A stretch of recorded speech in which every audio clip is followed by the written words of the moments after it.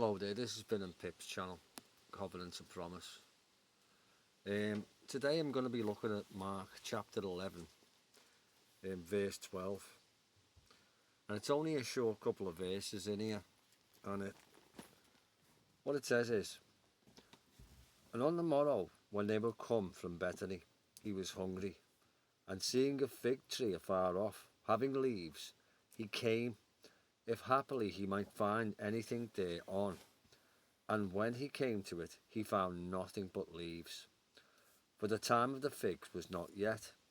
And Yeshua answered and said unto it, No man eat fruit of thee hereafter forever. And his disciples heard it." Now, I don't know whether you know anything about a fig tree, but it bears fruit before it bears leaves. So when Messiah seen the tree with leaves on, it should have had fruit on it. So all the other trees might have been without leaves, so he didn't go to them. So he went to the one with the leaves on, thinking, well, it bears fruit before it bears leaves. Probably the only tree I've ever heard of that does that. Just like the untimely fig that comes before a season, and you know that summer is nigh. Same thing, it's telling you there that the fig tree brings forth fruit before its time. So it's almost like an early crop, if you like, and then the leaves come and then it becomes more abundant. So when he's gone over to it, there's leaves and there's no fruit. So he curses the tree, and it says hereafter, and his disciples heard it, and they were probably like, why is he cursing the tree? Well, there's a question for you, isn't it? Well, the question is, he cursed the tree because it was false advertising. You know, it was like the Pharisees, it was like the modern day churches. You know, they've got temples, they've got high places, they've got all the holy garments on. And like if you read the next bit, he rides into the temple, and then it's the money changes in the temple. He's looking at this temple thinking this place should bear fruit. So they have the appearance of holiness, the appearance of bearing fruit. But they only have the leaves, they only wash the cup on the outside. So on the outside, they're very, very holy, you know, but on the inside, it's full of dead men's bones. And this is the thing he hates. He hates false advertising. He hates people calling themselves Christians and they have no fruit. How can you call yourself a Christian if you've got no fruit? You know, the Christian churches are the perfect example as well. Holiness. You know, they're lawless, no commandments, no brotherly love, you know, no royal law. They don't love each other. They don't love God.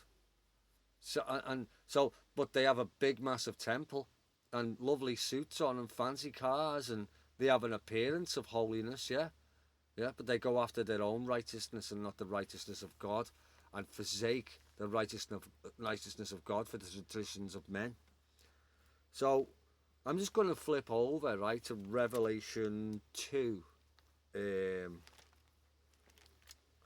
And we're going to have a look at who the Nicolaitans are, yeah. So I was looking into who they were, and the Nicolaitans were a sect of people who still did idolatry just like the Christian church does, like Christmas and Easter, who didn't think they had to keep the commandments, who didn't think they had to do anything. They were lawless, yeah, but they thought they were saved just because they believed. And if you read in Revelation 2, and he's talking to the church of Ephesus, and he's got a bone, Messiah's got a bone to pick with them. Remember, I'll go from verse 5. Remember therefore from whence thou art fallen, and repent, and do the first works, the commandments, yeah?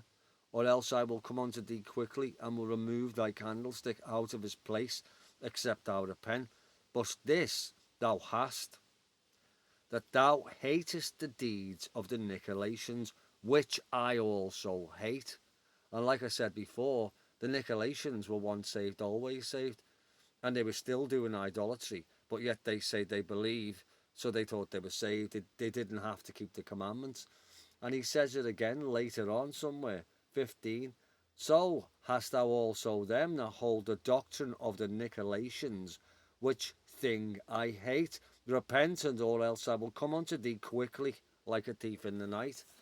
So he said twice in Revelation 2 that he hates the deeds of the Nicolaitans.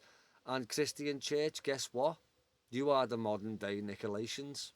You're still in idolatry. You don't keep the Sabbath day. You think you're saved by unmerited favour.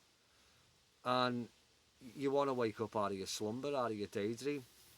You know, you are the fig tree with all the leaves on and no fruit. You have the appearance of holiness. You know, your cup's cleaned on the outside, but inside it's full of dead men's bones. You need to repent. Until next time.